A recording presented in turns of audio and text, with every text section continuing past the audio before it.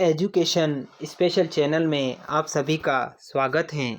साथियों, जैसा कि आप सभी को विदित है कि एजुकेशन स्पेशल चैनल के द्वारा आपके जितने भी सब्जेक्टिव टॉपिक्स हैं उनको हल करने का प्रयास चैनल के माध्यम से किया जा रहा है। आप चैनल के वीडियो देख सकते हैं और प्ले लिस्ट भी कक्षा 9वीं और 10वीं के लिए भी बनाई गई हैं, तो आप प्ले लिस्ट को भी आप देख सकते हैं। साथ ही साथ यदि आप चैनल पर नए हैं और अभी तक आपने चैनल को सब्सक्राइब नहीं किया है तो सबसे पहले आप चैनल को सब्सक्राइब कर लें और बेल आइकन को प्रेस कर लें, ताकि जब भी वीडियो अपलोड किया जाएगा किसी भी टॉपिक का तो आपको तुरंत उसका नोटिफिकेशन मिलेगा और उस नोटिफिकेशन के माध्यम से आप उस वीडियो को देख सकते हो। तो साथियों, चैनल को सब्सक्राइब करना ना भूलें। साथ ही साथ वीडियो को बिना स्किप किए हुए अंत तक देखें, ताकि राजनीति विज्ञान का जो चैप्टर 4 है सामाजिक न्याय, उसके महत्वपूर्ण बिंदु आपको आसानी से समझ में आ सकेंगे।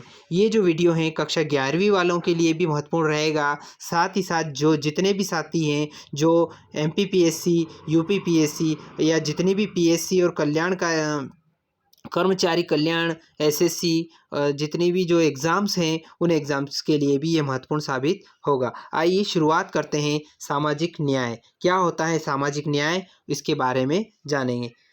प्राचीन काल से भारत तथा चीन के विद्वानों ने न्याय की व्याख्या अपनी व्यवस्था के अनुसार की है। यूनान के दार्शनिक जो प्लेटो रहे हैं उन्होंने अपनी पुस्तक न्याय के सिद्धांत पर विचार दिए हैं। उनकी पुस्तक का नाम है रिपब्लिक में न्याय के सिद्धांत दिए हैं। अब न्याय क्या है? सबसे पहले न्याय को समझेंगे। न्याय अंग्रेजी भाषा के जस्टिस शब्द से बना हुआ है, जो लैटिन भाषा के शब्द से निकला हुआ है, जिसका अर्थ होता है बंधन या बांधना, बॉन्ड ऑफ टाई। अर्थात न्याय समाज में व्यक्ति को व्यक्ति से बांधने की व्यवस्था है। आज न्याय का अर्थ है जो उचित हो, जस्ट किसी समाज में जो उचित हो है, जो व्यक्तिगत व सामाजिक हितों में सामंजस्य उत्पन्न करता हो, जो निष्पक्ष हो, जो स्वार्थहीन हो और जो तर्कसंगत है, उसे ही न्याय कहा गया है। तो न्याय की परिभाषा आपके सामने बताई गई है। न्याय की और परिभाषा हम जान लेते हैं।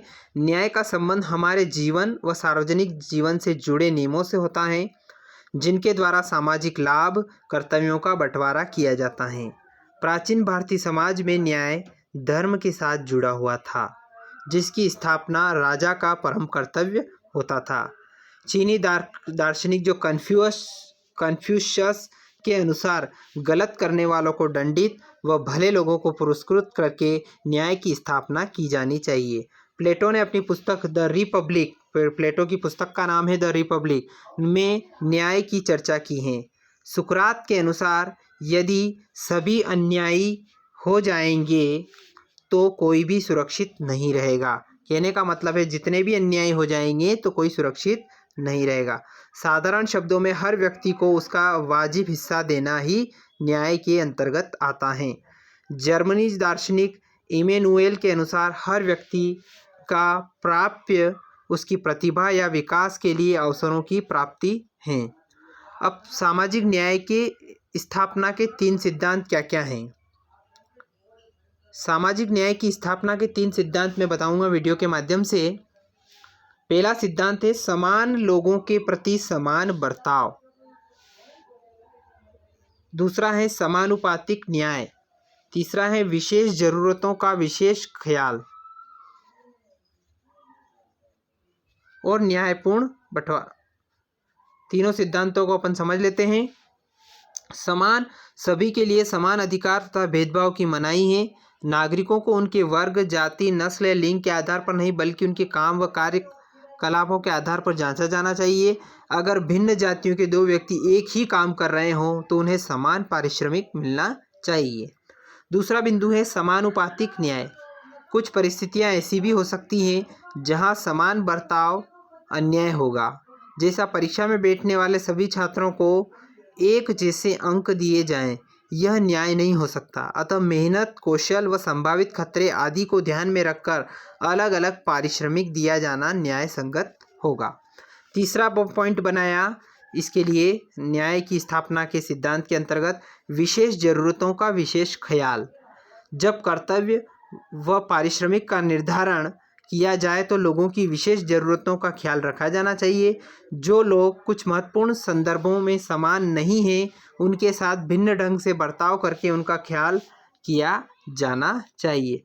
अब न्यायपूर्ण बंटवारा कैसे होता है, ये जान लेते हैं। सामाजिक न्याय का अर्थ वस्तुओं और सेवाओं के न्यायपूर्ण वितरण से भी है। यह वितरण समाज के विभिन्न समूहों और व्यक्तियों के बीच होता है ताकि नागरिकों को जीने का समान धरातल मिल सके। जैसा भारत में छुआछूत प्रथा का उन्मूलन, आरक्षण की व्यवस्था तथा कुछ राज्य सरकारों द्वारा उठाए गए भूमि सुधार जैसे कदम हैं। ये न्यायपूर्ण बंटवारा है।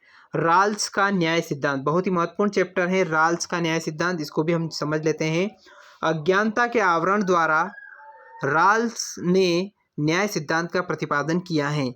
यदि व्यक्ति को यह अनुमान न हो कि किसी समाज में उसकी क्या स्थिति होगी और उसे समाज को संगठित करने, कार्य तथा नीति निर्धारण करने को दिया जाए, तो वह अवश्य ही ऐसी सर्वश्रेष्ठ नीति बनाएगा जिसमें समाज के प्रत्येक वर्ग को सुविधाएं दी जा सकेगी। दूसरा है सामाजिक न्याय की स्थापना के लिए अमीर गरीब के दरमियान गहरी खाई को कम करना, समाज के सभी लोगों के लिए जीवन की बुनियादी स्थितियां, आवास, शुद्ध पेयजल, न्यूनतम मजदूरी, शिक्षा व भोजन मुहैया कराना आवश्यक है। अगला है मुक्त बाजार बनाम राज्य का हस्तक्षेप। मुक्त बाजार खुली प्रतियोगिता द्वारा योग्य व सक्षम व्यक्तियों को सीधा फायदा पहुंचाने का व राज्य के हस्तक्षेप के विरोधी हैं।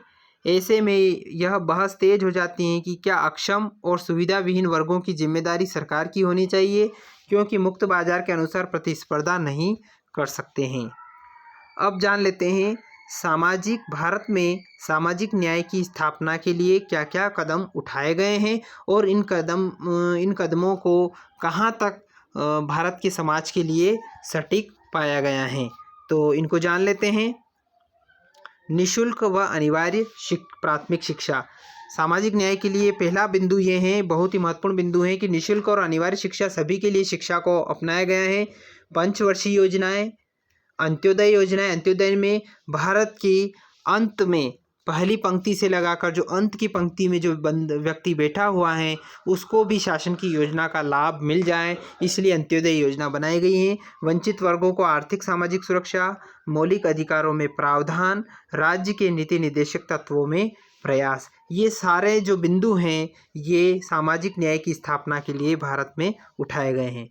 अब न्याय के तत्व कौन कौन से हैं। न्याय के जो तत्व हैं, सत्य है, स्वतंत्रता, समानता और प्राकृतिक अनिवार्यता हैं। ये चारों न्याय के तत्व के अंतर्गत सम्मिलित किए गए हैं। बात करते हैं सामाजिक न्याय की।